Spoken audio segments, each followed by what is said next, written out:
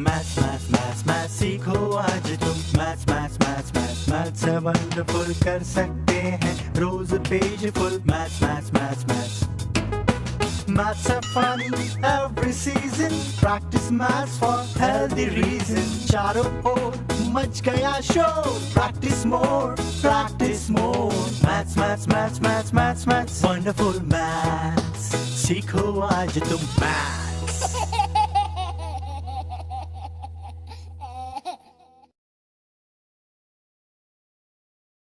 Kinetic energy equals to what?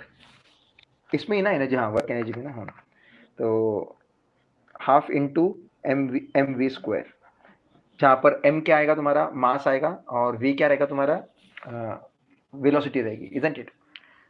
अगर आपको फिर पोटेंशियल एनर्जी पूछा गया पीई, ठीक है, तो उसका आंसर कितना, उसका कितना रहेगा, उसका mgh, ठीक है, जहाँ पर h for height, g for gravity and m for mass, याद रखना बच्चा पार्टी, ठीक है। फिर अपने सर ने आपको एक और बात बोली थी कि फादर इक्वल टू मदर, माँ, याद है ना आपको, F इक्वल टू माँ, या फिर हम उसी को F इक्वल टू mg भी बोल सकते हैं, ठीक है, याद रखना बच्चे इस बात को। बेटा 8 का कल से चालू होगा बेटा मेरे, ठीक है, ये भी बात याद रखना, इंपॉर्टेंट बात है एकदम। आपको बाकी की तो वो जो इक्वेशन ऑफ मोशन है, ठीक है, वो तो आपको ऑलरेडी पता ही है ना, करेक्ट है कि नहीं? आई होप कि आपको लर्न होंगे करके वो भी। दूसरा जो इंपॉर्टेंट आता है वो है power equals to the rate of work done. जब भी आपको रेट ऑफ वर्क डन बोला जाता है ना, तो इसका मतलब होता है कि देखो यहाँ पे पावर को कहते हैं कि 10 स्टैंडर्ड कंसेप्ट,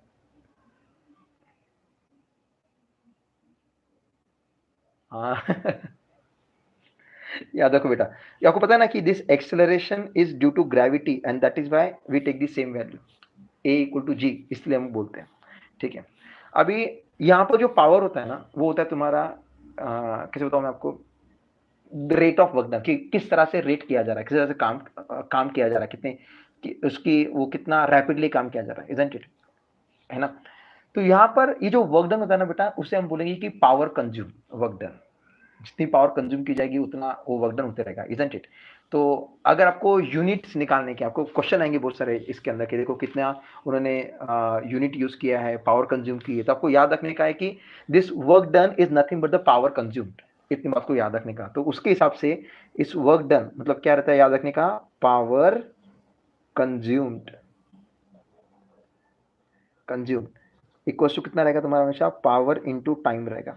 ये बात को हमेशा याद रखना बच्चा, ठीक है, इसी से बनाया हुआ फॉर्मूला है वो, इसलिए इसको याद रखने का। अब मेरे ख्याल से इतने फॉर्मूला में ही आपका काम हो जाना चाहिए। ये 3-4 जो इंपॉर्टेंट फॉर्मूले मैंने आपको लिखवा के बता दिए। Now let's see what happens. हाँ बच्चा, ये चैप्टर बहुत कुछ इंपॉर्टेंट है, इवन 10 के लिए भी इंपॉर्टेंट है या नहीं? कर देना बेटा। अब देखो, हाँ अभी और कुछ बातें आपको, जो पहला जो क्वेश्चन दिया आपको, वो क्या दिया आपको क्वेश्चन की, an electric pump has, okay अनुदी, thank you, an electric pump has 2 kilowatt power, ठीक है, उसकी पावर दी आपको किलोवाट में। How much water will the pump lift every minute to a height of 10 metre? मतलब आपको देखो, आपको समझ आया उन्होंने क्या क्या किया था आपको? उन्होंने बच्चा ये बोल दिया कि आपको डिस्टेंस दे दिया उन्होंने कि उसको हर मिनट में 10 मीटर के तक आपको पानी लेके जाना है, तो उसको कितना पावर कंज्यूम करने वाला है वो करके, इजंट इट? तो आपको क्या लगता है कि क्या होना चाहिए इसका आंसर, कैसे निकालना पड़ेगा मुझको, कोई एनी आइडिया? देखो, हाँ दो तरीके से इस क्वेश्चन को समझने की कोशिश करो। सबसे पहले कि आपको ये समझना है कि इसका मैं फाइनल आंसर निकालूंगा कैसे, ठीक है, how much water will the pump lift, कि कितना पानी वो ऊपर लेके जाएगा। अब जब भी हम ग्रेविटी के अगेंस्ट काम करते हैं, याद रखो सर क्या बोल रहा है, जब भी हम ग्रेविटी के अगेंस्ट सर्टन हाइट पे लेके जाने के लिए काम करते हैं, तो आपको पता है इनमें से कौन सा पहला नाम आपके दिमाग में आना चाहिए? कौन बताएगा मुझको कि क्या नाम आपके दिमाग में आना चाहिए कि भाई अगर मुझे मैं ग्रेविटी के अगेंस्ट हाइट पे लेके जा रहा हूँ किसी चीज को, तो कौन सी एनर्जी उसके अंदर आ जाती है? हाँ लाइबा, गॉड ब्लेस यू बेटा। मतलब आपको ये तो कंफर्म हो गया कि भाई वहां पे पोटेंशियल एनर्जी आने वाली है करके, जो एनर्जी रिक्वायर्ड है, ठीक है, वो क्या रहेगी, पोटेंशियल एनर्जी रहेगी, इजंट इट? क्योंकि पानी को ऊपर लेके जा रहे हैं, जैसे पानी को ऊपर लेके जाएंगे तो एज देखो since water is taken to height equals to कितना बोला उन्होंने 10 मीटर बोला first question okay your first one मतलब ए तुम्हारा ये चालू है टेकन टू हाइट कितना height 10 metre therefore energy equals to potential energy isn't it water के अंदर की जो एनर्जी रहेगी वो क्या रहेगी पोटेंशियल एनर्जी रहेगी और जैसे ही पोटेंशियल एनर्जी आती है हमारा फॉर्मूला क्या आता है mgh आता है अब इस mgh में से ये देख रहे हो यहाँ पे कि जो मास है मास ठीक है ना वो तो अपने को मालूम पड़ जाएगा कि कितना होने वाला है करके कि मुझे निकालने का है वो इजंट इट एनर्जी का तो अभी आपको क्या लगता है कि क्या होना चाहिए मेरे पास कि मतलब मेरा आंसर आएगा अभी हम जरा इसके ऊपर जरा गौर करते हैं ठीक है मैंने क्या बोला आपको तो G and H is given हाँ बेटा G and H is given अभी ये आपको बात देखो मैं आपको मैंने क्या सम को पढ़ने के बाद आपके दिमाग में कौन सी बातें आनी चाहिए मैं पहले आपको वो बता रहा हूँ ठीक है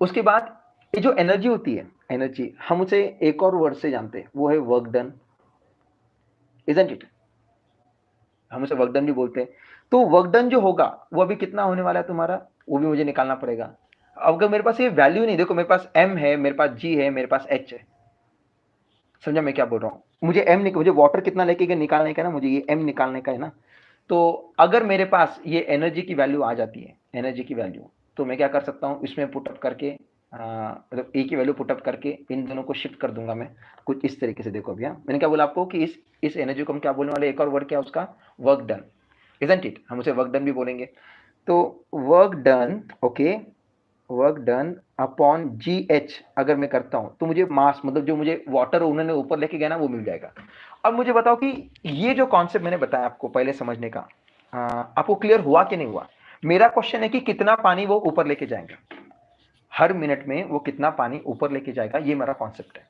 ठीक है वो कितना पानी ऊपर लेके जाएगा मतलब जब से पानी ऊपर लेके जाएंगे तो उसके अंदर कौन सी एनर्जी जाने वाली है उसके अंदर पोटेंशियल एनर्जी स्टोर की जाएगी इजंट इट तो इसलिए सर ने क्या बोला कि जो एनर्जी होगी उस पानी के अंदर या लगने वाली उसको जो पानी को ऊपर लेके जाने के लिए वर्क डन किया जाएगा वो पोटेंशियल एनर्जी से इक्वल रहेगा उस पानी के अंदर उतनी पोटेंशियल एनर्जी जाएगी उसमें होता है mgh तो ये m निकालना है मुझे आपका जो क्वेश्चन दिया है ना उसमें क्या करना है मुझे m को निकालना है तो ठीक है तो फिर मैंने m के लिए ये फॉर्मूला बना दिया अब इसमें से कौन से नंबर मेरे पास है वर्क डन मेरे पास नहीं है मुझे निकालना होगा g की वैल्यू उन्होंने कितनी दी मुझको 9.8 दी है इजंट इट 9.8 और हाइट कितना दिया है 10 दिया हुआ है मतलब अब मुझे बताओ जैसे मैंने आपको ज्योमेट्री में ट्रेन किया हुआ है हर बार मेरे लेक्चर मैंने आपको बताते रहा कि मुझे जो निकालना होता है ठीक है जो मुझे निकालना होता है हमेशा उससे कुछ अलग ऑब्जेक्टिव बनता है मेरा अब अगर मुझे मास निकालना है तो मुझे पहले वर्कडन निकालना पड़ेगा और वर्कडन निकालना है मतलब मेरी जो भी वर्किंग रहेगी अभी वो काय के लिए रहेगी वर्कडन निकालने के लिए रहेगी अब ये वर्कडन मतलब होगा क्या अब वो वर्कडन मतलब होगा कि वो पंप ने जो काम किया है ना इलेक्ट्रिक पंप का जो आपको देखो पावर दिया उन्होंने है ना फॉर पंप आपको उसके पावर दिया ना उन्होंने कितनी दी पावर दिया 2 किलोवाट दिया है पावर उसका इजंट इट तो ये रहेगा तुम्हारा वर्कडन की मुझे ये उन्होंने हिंट दी है ठीक है अब वो 1 मिनट काम करने वाला है वो करेक्ट है नहीं आपको इस बात को याद रखने का है कि 2 किलोवाट का मतलब क्या हो तुमको आपको पता है अरे बच्चा 2000 वॉट वो यूज कर रहे हैं वहां पर एनर्जी को कितना 2000 वॉट वैसे देखा जाए तो आपका कमर्शियल यूनिट जो है ना वो किलो वाला ही होता है इसके अंदर याद है आपको किलो वाला यूनिट आता है करके उसके अंदर है ना और जो 1 मिनट है टाइम जो दिया आपको टाइम कितना दिया आपको वो दिया 1 मिनट ठीक है उसका मतलब कितना हुआ 60 सेकेंड्स हो गया क्योंकि आपको सेकेंड्स में टर्न करना पड़ता है इजंट इट तो ये रही तुम्हारी प्रिलिमिनरी इंफॉर्मेशन पर इसके अंदर एक गड़बड़ है बस पता होगा कौन सी गड़बड़ है कि आपको इसको नहीं क्या वॉट में करना है वॉट में समझा क्योंकि अगर आप इसको एसआई में करोगे तो वॉट में जाना पड़ेगा ना आपको उसका इधर ये तो उसका कमर्शियल यूनिट हुआ जो अपन घर में यूज करते हैं इधर इट अगर आपको यूनिट निकालना है ध्यान से सुनो अगर आपको यूनिट निकालना है यूनिट मतलब घर में कितनी इलेक्ट्रिसिटी कंज्यूम हुई तो आपको किलोवाट में रखना पड़ेगा उसको पर अगर आपको ऐसा कुछ वर्क करना है आपको फॉर्मूला निकालना है तो आप उसको क्या कर दोगे वॉट में कन्वर्ट कर दोगे उसकी पावर को तो कितना होगा फिर वो तो तुम्हारी पावर को कितना रहेगा फिर 2 into 1000 इजंट इट ये रहेगा तुम्हारा आंकड़ा क्लियर हुआ कि नहीं हुआ जूल क्या बन जाएगा फिर वो नॉट जूल एग्जैक्टली पावर का अपना वॉट बन जाएगा सॉरी वो वर्कडन का होता है जूल तो कितना आएगा फिर वो 2000 वॉट बन जाएगा वो पावर तुम्हारी, ठीक है। अब आपको पता है पावर का फॉर्मूला क्या आता है, तो power equals to work done upon time. तो ये है वो वर्क डन जो मैं यहाँ पे निकालूंगा और उसको इधर यूज करूंगा। समझे कि नहीं समझे? खो को समझ आया वो कैसा किया हमने, तो ठीक है ना। तो क्या होगा फिर, so P into t equals to work done रहेगा तुम्हारा, ठीक है कि नहीं। तो ये P इंटू टी मैं क्या कर दूंगा, यहाँ पे यूटिलाइज करने वाला हूं। एक तो आप यहाँ पे यूटिलाइज करो अभी, या फिर अभी पहले इसकी वैल्यू निकालो, कितना होगा पावर, कितना तुम्हारा 2000 दिया रहेगा, 2000 इजंट इट, 2000 इंटू टाइम कितना दिया आपको, 60 सेकंड दिया ना, तो 60 इक्वल्स टू वर्क डन। तो इसको मल्टीप्लाई नहीं करो, कभी भी याद रखने का, इनको मल्टीप्लाई अगर करोगे ना तो माइट भी ऐसा हो सकता है कि इधर कैलकुलेशन करने को थोड़ी सी गड़बड़ी हो जाए, तो उसको ऐसे ही रखने का वर्क डन को। अभी ये क्या है, देखो वर्क डन का जो आपका ऐसा यूनिट आता है वो है जूल, इजंट इट, वो क्या है, जूल, याद रखना इस बात को, ठीक है। अभी ये जूल बन गया, अभी इसको उठा के इसको नंबर 1 कर देंगे अपन, समझा कि नहीं समझा, जैसे अपन ज्योमेट्री में करते हैं, ये रहा तुम्हारा नंबर 1, फिर हम बोलेगा बाय 1, ठीक है। जैसे कि हम सर आपको हमेशा बोलते हैं बेटा कि हम हमेशा एंडिंग वाले के ऊपर अटैक करते हैं। आपको बोला उन्होंने मास निकालो, तो मास के लिए मुझे क्या करना पड़ेगा पहले मैंने वो सोच लिया, उसके अंदर क्या कमी पड़ती है, वर्कडन की कमी पड़ती है, तो वर्कडन की कमी के लिए मैं पावर वाला यूज करने वाला हूँ, ठीक है। तो अभी क्या करना है मुझको, बाय 1 क्या होगा, वर्कडन का फॉर्मूला पे पुटअप कर दो value 2000 into 60 the whole upon 9.8 into 10 equals to तुम्हारा क्या बनेगा, यहाँ पे मास बनने वाला है, isn't it? अब मुझे बताओ कि इसमें से ऐसा कौन सा पॉइंट है आपको लगता है कि समझ में नहीं आया। ये रहा तुम्हारा वर्कडन वाला सेक्शन, मैंने क्यों किया आपको बता दिया, क्योंकि उसके बिना मास निकलेगा नहीं मेरा, ठीक है। फिर यहाँ पे जो हमने किया, यहाँ पे क्या किया हमने पंप, काम कौन करने वाला है, ये वर्कडन कौन करने वाला, पंप करने वाला है ना, का उसको उठाने का, तो हमने पंप से वर्कडन की वैल्यू निकाली, उसको इधर पुटअप किया मैंने अभी। अब क्या होगा फिर, कटिंग वुटिंग करने का आंसर कितना होगा रे, वो डेंजर वाला काम है यार, पॉइंट पॉइंट आपको समझना कैसे करना है, 10 1 जा 10 6 जा 6 आ गया। अभी देखो इसकी कटिंग वुटिंग, अब देखो यहाँ का पॉइंट हटा के ऊपर 0 कर देना फिर से, सो ये 2000 ओके इंटू 6 और इंटू 10 कर दिया मैंने फिर से। ये 10 कहाँ से आया आपको पता है ना, मैं इसकी कटिंग कर दी मैंने। अभी आप उसको छोटा कर दो भले ही पहले, ठीक है, कैसा होगा छोटा वो, इसको पहले अपन क्या करेंगे, 2 से कटिंग करते हैं, 9 8 17 ना, 2 से करना पड़ेगा, तो अपना 2 3 जा 6 ओके, और यहाँ पे कितना आएगा 49। अब बस इसकी से अपन जा नहीं सकते, 3 2 जा 6 मेरा है ना, 1 2 3 4 0 1 2 3 4 0 आगे तुम्हारे, and then we have denominator में 49। इसका जो भी आंसर आएगा that will be in kg mass का, ठीक है, समझा मैंने क्या बोला, तो और इस तरीके से सम को सॉल्व करने का है।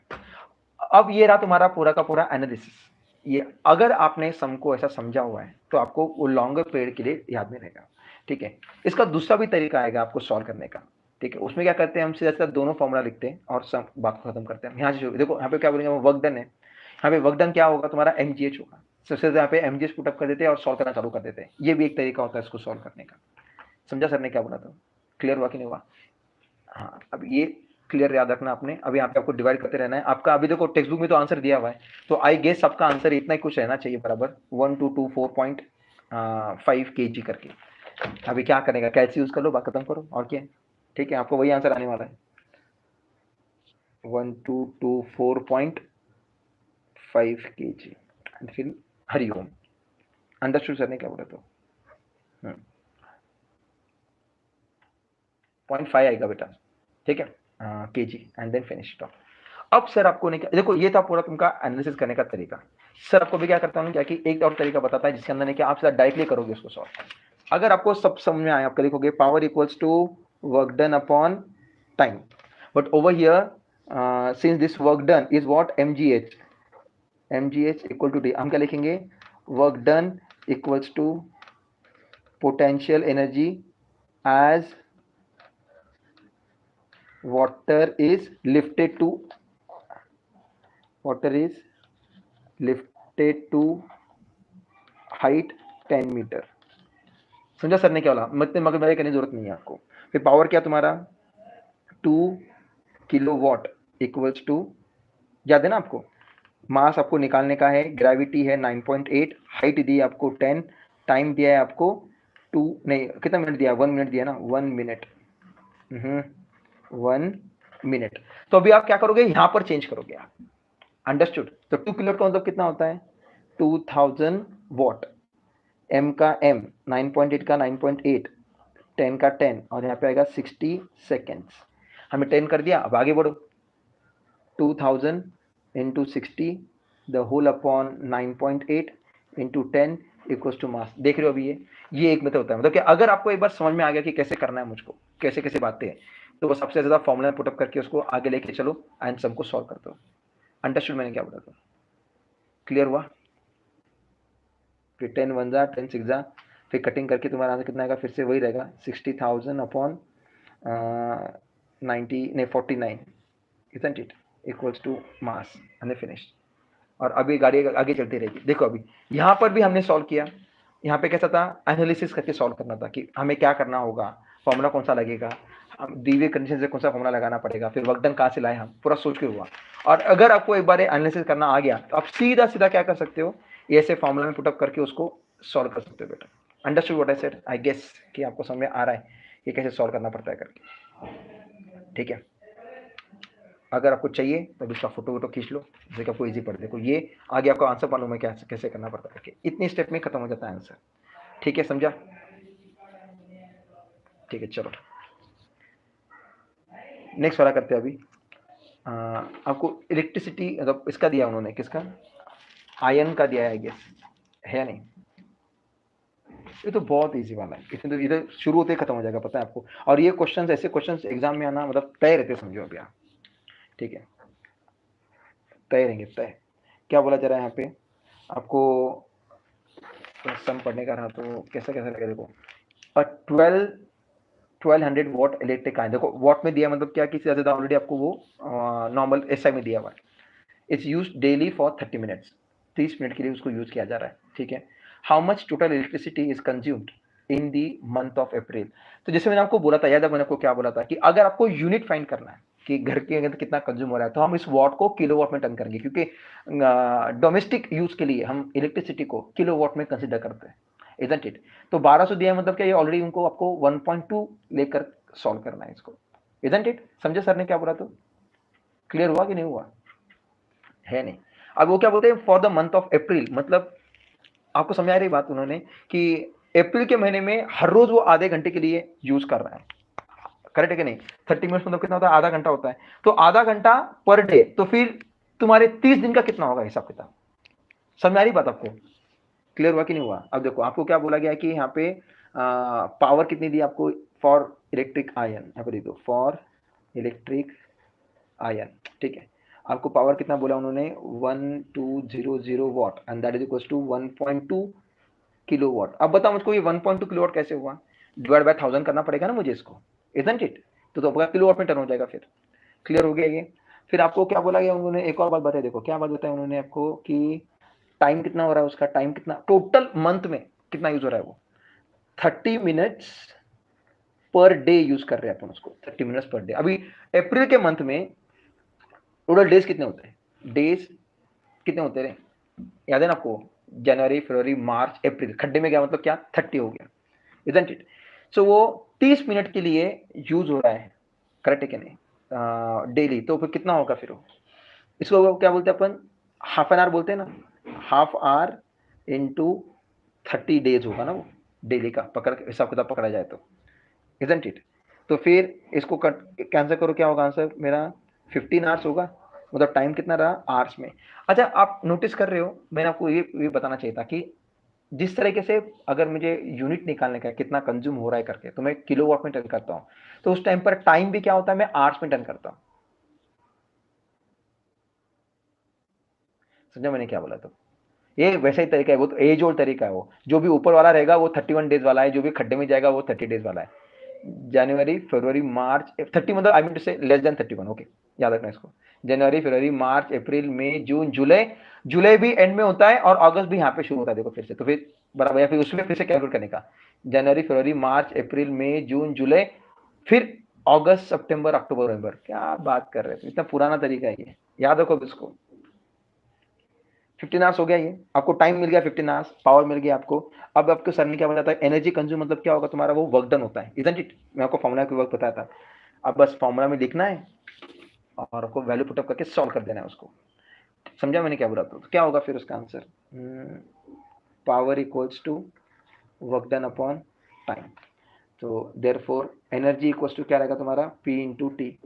पावर कितनी दी तुमको, कितना दिया आपको 1.2 दिया है ना, और टाइम कितना दिया है आपको 15 आवर। तो हो गया आंसर मेरा फिर तो, समझे क्या समझे। 1.2 इंटू 15 कितना होगा फिर आंसर, कितना 180 ना, तो 18.0। तो ये रहा तुम्हारा यूनिट। इसे क्या बोलते हैं, किलो वॉट आर। इसे क्या बोलते हैं अपन, किलो वॉट आर। तो इसका मतलब क्या हुआ कि 18 यूनिट बिजली खर्चा हुई। समझा कि नहीं समझा मैंने क्या बोला। तो आपका आंसर कितना आएगा, देखो किलो वॉट क्यों आया, क्योंकि पावर का यूनिट है। आर क्यों आया, क्योंकि टाइम का यूनिट लिया हमने, इसलिए किलो वॉट पर आर बोलते हैं। एंड 18 किलोवाट पर आर का मतलब 18 किलोवाट आर का मतलब हुआ 18 यूनिट यूज करते का क्यों। ठीक है, अब यहाँ पे लिख देना आप कि electricity consume will be 18 units and then finished. Clear हुआ सर ने क्या बोला। तो आई गेस आपको समझ में आ रहा है कि क्या क्या हो रहा है करके। ऐसा नहीं कि आप ऐसा एकदम लगे सदमे में जा रहे हो। अच्छा फोटो तो खींचना पड़ेगा आपको, क्या कर लोगे फिर आप खुद ही, बस फाइनेंस लिखो बोला क्या, चाहिए तो फोटो खींच लो।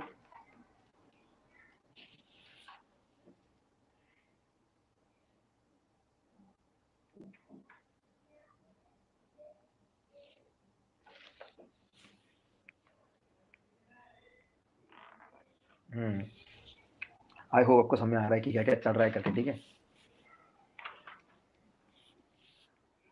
हाँ अब चालू करें। अब सी वाला देखो बेटा, ये बड़ा मस्त है, ये क्वेश्चन बहुत इंपॉर्टेंट है, सी वाला। ठीक है, अब देखो इसमें क्या दिया गया है। यहाँ पे बोला है कि आपको अभी एक बॉल है कहते, क्या कहते हैं, बॉल है कहते हैं, हाँ। If the energy of a ball falling from height of 10 metres is reduced by 40%, how high will it rebound. मतलब क्या बोल रहे हैं कि वो, ये आपका एक ये बॉल है, ठीक है, वो नीचे गिरा है ऐसे। ठीक है, जब वो नीचे गिरा उसकी हाइट कितनी थी, यहाँ पे 10 मीटर की हाइट से वो नीचे गिरा है। ठीक है, उसकी हाइट 10 मीटर से वो नीचे गिरा है। जब वो नीचे गिरा, ये सरफेस है तुम्हारा, ठीक है, गिरने के बाद उसकी जो एनर्जी है ना वो 40% रिड्यूस हो गई। ठीक है, अब देखो since 40% energy is reduce means 60% of the previous energy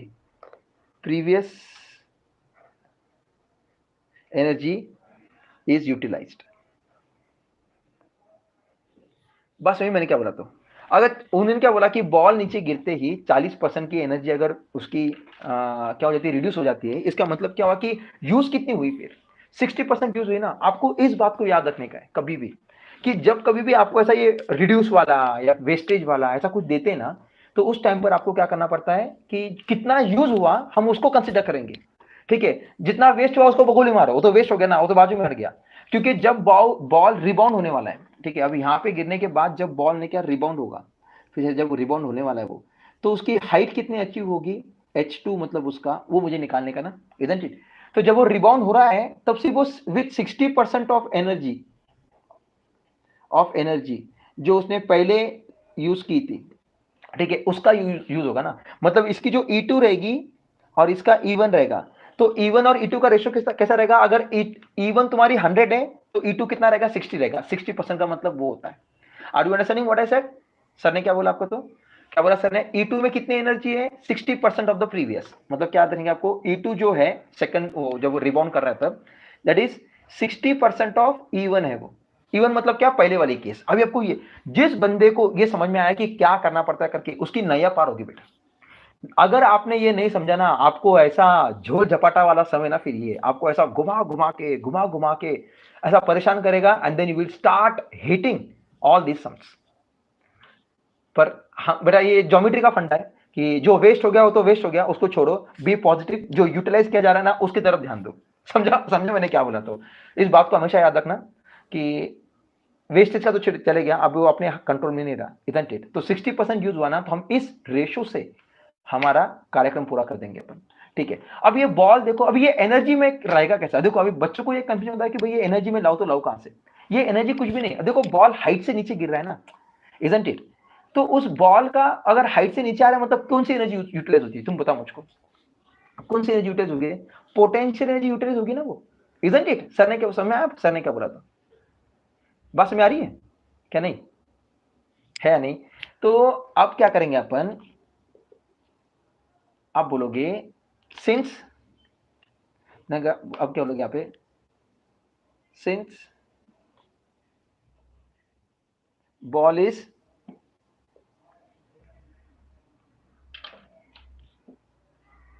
since same ball is utilized, same ball is there, so mass equals to m both the time, क्योंकि मास तो कम नहीं होगा, ठीक है। लेट, देखो ध्यान से, E1 and E2 are energies,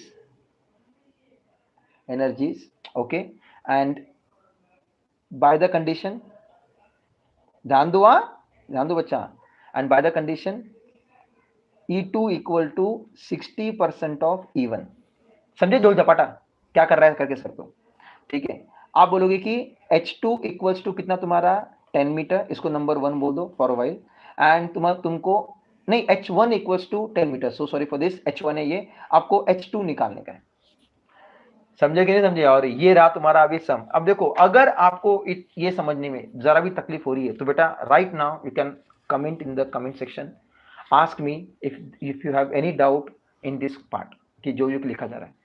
सुमुख आज नहीं कल होगा बेटा, रसाल मुझे बताओ आपको कुछ तकलीफ है क्या इसके अंदर जो बताया जा रहा है? मैंने बताया आपको कि 60 बॉल ऊपर से गिरा, नीचे टप्पा खाया और फिर बाउंस हो रहा है, तो जब वो रिबाउंड हो रहा है तब उसके अंदर की एनर्जी कितनी है? 60% ऑफ द प्रीवियस एनर्जी। उन्होंने बोला कि 40% कम हो गई, तो मैंने इसलिए हिसाब किताब रखा, 40% कम हो गई, इसलिए क्या हो गया? 60% यूज हो रही है। अभी तो common sense banana, isn't it? तो इससे मुझे क्या मालूम पड़ता है कि E1 E2 जो नई एनर्जी है, it will B 60% of the E1। Radhe Radhe बेटा। यस बेटा, यस, ये आपको लॉजिक समझने का है। अब मैंने आपको ये भी बोला कि this energy, okay, this energy is equals to mgh, isn't it? तो तुम्हारा E2 अभी मुझे मालूम पड़ा कि, ध्यान दो बेटा, E2 इक्वल्स टू 60%, परसेंट का मतलब, अच्छा ठीक है, अभी फिर से लिख रहा हूँ, एक्चुअली लिखना नहीं चाहिए था, वहां पे लिखा हुआ हमने ऑलरेडी। अब ये E2 मतलब क्या हुआ तुम्हारा? mgh2, isn't it? 60% मतलब क्या हुआ? 60/100। अब ये मत बोलो मुझको कि भाई ये 100 कहाँ से आया करके। जब कभी भी कोई वैल्यू परसेंटेज में होती है तो उसका आंसर अपन कैसे करते हैं? 60/100 में चले जाएगा ना वो, इंटू E1 का मतलब क्या रहेगा? mgh1। देखो इक्वालिटी के दोनों तरफ mg इधर भी है, mg इधर भी है, ठीक है। तो मैं क्या कर सकता हूं इसको हिसाब किताब लगा के, जरा बताओ तो मुझको। अगर मैं इसको, देखो ये सब मल्टीप्लाई में ना, तो मैं इन दोनों को डायरेक्टली कट कर सकता हूं, समझा सर ने क्या बोला? डायरेक्टली। बस क्या बचा फिर मेरे पास अभी? हाँ, डायरेक्ट कैंसिल कर सकते हैं अपन। क्या बचा मेरे पास? H2 equals to 60/100 into H1। अब वैल्यू पुटअप करो, H2 की वैल्यू कितनी है? नहीं, H1 की वैल्यू, H2 तो मुझे निकालना है, H1 की वैल्यू कितनी दी है आपको? 10 दिया है ना, तो देखो 60 इंटू 10 द होल अपॉन 100। आपको पता ना ये H1 जो होता है वो न्यूमरेटर के साथ मल्टीप्लाई होता है, इधर के, क्योंकि इसके डिनोमिनेटर में कुछ नहीं मतलब 1 होता है, तो numerator into numerator, denominator into denominator, ठीक है। कितना सिंपल हो गया, 10 10 100, इजंट इट? पहले कटिंग कर दी, एंड देन नीचे का जो 10 10 100, ओके, एंड देन इस 10 से अपन 6 की कटिंग कर देंगे, and H2 equals to 6 metre, और हो गया ये टड़ा। और इस तरीके से हमने एकदम चुटकियों में ये सम को सॉल्व कर दिया बेटा। याद रखना बच्चा, बड़े बड़ों की नानी याद आ जाती है उनको, ये सम सॉल्व करते करते। रीजन क्या होता है कि वो 40% से लेते हैं। अगर तुमने 40% से किया तो समझ जाओ कि you will start hating all the geography, I mean to say physics के टर्म्स। समझा मैंने क्या बोला? तो जरा कोशिश करना कि इनको जरा प्यार से एकदम झकाझोर से सॉल्व करो। आपको अगर चाहिए तो उसको जरा अच्छे से फिर से बात कॉपी कर लेना, ठीक है? समझा सर ने क्या बोला? तो इसको जरा फोटो खींच लो इसका, चाहिए तो। चाहिए क्या फोटो आपको? क्या नहीं चाहिए? बहुत ऐसा ऊपर करना पड़ेगा अपने को। आएगा क्या आपको? हाँ, यहाँ से ठीक है ना, यहाँ से आप दो डार्क करके फोटो लेना है इसका। चलो ठीक है, एक तो ऊपर वाला ले लो, ये क्या बोला सर ने। आपको मेन जो आंसर है ना यहाँ से लिखना है, यहाँ से, सिंस 40% एनर्जी यूटिलाइज, ठीक है। एक ये ले लो, ठीक है, और दूसरा ये वाला ले लो बेटा। कर लिया? हरिओम। ठीक है, चलो हो गया बेटा। ये क्वेश्चन बहुत इंपॉर्टेंट है, इसको याद रखना। कोशिश करना कि आप उसको जो लॉजिक बताया ना बेटा, ये लॉजिक आपको बाद में भी यूज करना है ज्योमेट्री के अंदर, ठीक है, जब हम सॉल्व करेंगे तब। जब अगर मेरे लेक्चर अटेंड करते हो आप लाइव के, तो आपको मालूम पड़ेगा कि भाई कितना जरूरी होता है कि हमको हमेशा पॉजिटिवली सोचना है। जो यूटिलाइज किया जा रहा है ना उसकी तरफ ध्यान दो, हमेशा वही याद रखने का, जो वेस्ट हो गया उसको हटा दो वहां से। समझा सर ने क्या बोला है तो? अब अपन क्या करते हैं, जरा सा देखते कि क्या बोला जा रहा है करके इनके अंदर। कौन सा क्वेश्चन अभी डी वाला है बेटा? अगर अपना क्वेश्चन ये हाँ हो जाएगा बोलना, टाइम 30 मिनट्स टू है। अगर आपने इतना बड़ा वाला क्वेश्चन कर दिया अभी तक तो फिर दो तो बाकी है कि नहीं? The velocity of a car increases, अच्छा increases from 72 kilometre per hour से, ठीक है, आगे जाती कहाँ है? नहीं, फ्रॉम कितना किलोमीटर, सॉरी सॉरी, अरे ये आपके चैट का आ गया ना तो नंबर मिट गया बेटा, 54 से लेके 72 जा रहे हैं, ठीक है। How much is the work done of a mass of the car 150, अरे कितना सिंपल है ये तो। अरे अरे बच्चा, वो क्या बोलते हैं कि कितना वर्क डन हुआ करके, ठीक है।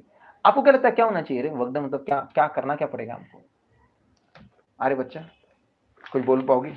क्या करना पड़ेगा मुझे उसके अंदर कि ताकि मेरा आंसर निकले अच्छे से एकदम? अरे बच्चा देखो, यहाँ पे बैठाने का दो बार जो कार मूविंग है, तो मतलब कार के अंदर जो एनर्जी वो कौन सी है? अरे बच्चा, जो कार के अंदर जो एनर्जी है वो कौन सी एनर्जी है? वो तो काइनेटिक एनर्जी रहेगी ना, इजंट इट? क्लियर हुआ कि नहीं हुआ? तो अब आपको एक और बात क्या आपने नोटिस की इसके अंदर कि जब उन्होंने वेलोसिटी दी आपको, ठीक है, हाँ जब उन्होंने आपको वेलोसिटी दी है, तो उस वेलोसिटी में आपने एक नोटिस की बात है, किलोमीटर, हाँ मीटर पर सेकंड में टर्न करना पड़ेगा उसको। करेक्ट बोलो बेटा, मीटर पर सेकंड में उसको टर्न करना पड़ेगा एंड देन हमारा आंसर आने वाला है। क्लियर हुआ सर ने क्या बोला? तो अब एक और बात नोटिस की आपने सर कि किलोमीटर पर आर, अभी आप तुम में से किसको इसको मालूम है कि इसको किलोमीटर पर आर में से कैसे कन्वर्ट करते हैं? याद है आपको कैसे कन्वर्ट करना पड़ता है करके? अरे बच्चा, किस किसको याद है किससे मल्टीप्लाई करने का और किससे डिवाइड करने का? वो अगर आपको समझ में आ गया ना तो बातें खत्म हो जाएगी। बट इसको सॉल्व करने के दो तीन तरीके। अगर आपको टुगेदर वाला तरीका अगर समझ में नहीं आता, पल्ले नहीं पड़ता जल्दी से, तो हम क्या कर सकते हैं, उसको अलग अलग सॉल्व करके फिर ये कर सकते हैं। सर आप ऐसे रिएक्शन दे रहे हो कि आपने कभी ये क्वेश्चन देखा ही नहीं। हाँ मैं तो हर साल ही देखता हूँ ना, उसमें क्या है? मैं आपने देखा कि नहीं देखा वो जरूरी मेरे लिए, समझे कि नहीं समझे? मेरे लिए तो जान दो, मेरे लिए तो असम आते रहेंगे जाते रहेंगे, ठीक है। वो आपको समझ में आ रहा है कि नहीं आ रहा है, that is the most important question for me, कि आप नोटिस कर पा रहे हो कि नहीं कर पा रहे हो उन बातों को, ठीक है। चलो अभी डी का देखो, आपका यू जो दिया उन्होंने वो कितना दिया आपको? यू यहाँ पे लिख के दिया उन्होंने 54 किलोमीटर पर आवर।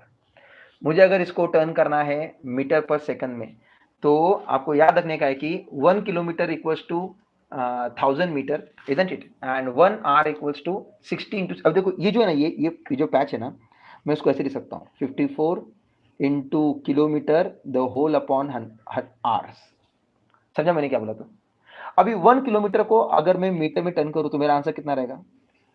कितना रहेगा रे? 1000 मीटर रहेगा। टर्न हो गया वो। और ये आर्स जो है उसको अगर, हाँ मुझे टर्न करने का है किसमें? मिनट्स में। पर होगा 60 मिनट्स, फिर इस मिनट्स का होगा सेकंड्स में, तो 60 इंटू 60 सेकेंड्स। कुछ इस तरीके से इसको सॉल्व करना पड़ता है आपको। समझा मैंने क्या बोला आपको? तो अभी देखो कैलकुलेशन करके क्या क्या होता है। तो 2 जीरो गए, 2 जीरो गए, 6 वन जा, 6 नाइन जा, इजंट इट? फिर 3 टू जा होगा, 3 थ्री जा होगा, 2 फाइव जा होगा, 15। तो आपका आंसर आएगा 15 मीटर पर सेकेंड। तो तुम्हारा यू का आंसर आया 15 मीटर पर सेकेंड। इस तरह से कैलकुलेशन करने के बाद तुम्हारा जो वी है, जो v है उसका आंसर कितना आएगा फिर अभी? क्या दिया उन्होंने? 72 किलोमीटर पर आर बोला है, ठीक है ना? तो उसका कैसे लिखना पड़ेगा मुझको? अरे वाह, सॉल्व भी हो गया। 72 इंटू 1000 अपॉन 60 इंटू 60, इस तरीके से लिखना है इसको। कटिंग कुटिंग करके मेरे बच्चों ने आंसर निकाल लिया, वो रहेगा 20 मीटर पर सेकंड। देखो आप पे भरोसा करके लिखा बोला क्या मैंने? बस में आ रही आपको क्या? नहीं बच्चा पार्टी याद रखना बच्चा। आई होप कि आपको समझ में आ रहा है कि क्या हो रहा है करके, क्या नहीं हो रहा है, मालूम है ना क्या हो रहा है करके। हाँ चलो ठीक है। अब देखो उन्होंने क्या बोला कि how much is the work done if the mass, अच्छा मास भी दिया उन्होंने ना। अब ये रहा तुम्हारा v, ओके, ये रहा v, ये रहा u, आपको मास भी दिया उन्होंने। Mass is equal how much? 1500 kg। तो अभी आप बताओ मुझको बेटा, आपको क्या लगता है कि इसके अंदर कितना क्या बोले वर्क डन निकालना है मुझको? वर्क डन का मतलब क्या होता है? फोर्स। वर्क डन मतलब क्या होता है? Force into displacement. क्या लगता है आपको क्या होता है वर्क डन का मतलब? डेफिनेशन क्या क्या याद है फॉर्मूला क्या है तो वर्क डन का? Here work done is nothing but कि work done in changing the speed. You understood? Changing, जो स्पीड चेंज हो रही है ना, तब वर्क डन कितना हुआ वो मुझे निकालने का इसके अंदर पर्टिकुलरली। तो हम कैसे लिखेंगे फिर इसको कि वर्क डन, ओके, ओहो, work done is equal to change in kinetic energy. बस मैं आपको मैंने क्या बोला? तो ये क्लियर हुआ आपको क्या हो रहा था? हाँ, the rate of change of, हाँ क्लियर हुआ कि नहीं हुआ? आई होप आपको समझ में आ रहा है कि क्या चल रहा है क्या नहीं चल रहा है करके। आपको यहाँ पे वर्क डन तो क्या होगा? चेंजिंग काइनेटिक एनर्जी रहेगा यहाँ पे, ठीक है। तो चेंजिंग एनर्जी का मतलब क्या होता है आपको याद है कि फॉर्मूला क्या काइनेटिक एनर्जी का? हाफ इंटू मास इंटू, अभी यहाँ पे v माइनस यू होगा। क्यों v माइनस यू होगा? क्योंकि पहले इनिशियल वेलोसिटी भी दी आपको एंड फाइनल वेलोसिटी भी दी है, इजंट इट? तो फिर हाफ का हाफ, मास आया तुम्हारा 1500 और यहाँ पे वैल्यू पुटअप करो, कितना रहेगा? 20 माइनस 15। क्लियर हुआ? आप कितना आएगा आंसर? हाफ इंटू, अच्छा मैंने कट कर देना चाहिए था, हाँ तो मैं उसको लिख रहा हूँ बार बार, इंटू 5। जितना आंसर आएगा उतना आंसर आएगा। फिर हरिओम, अंडरस्टूड ना व्हाट आई सेड? हाँ सर आपने बोला हरिओम, उतना याद है हमको ऐसा कुछ बोल रहे हो क्या?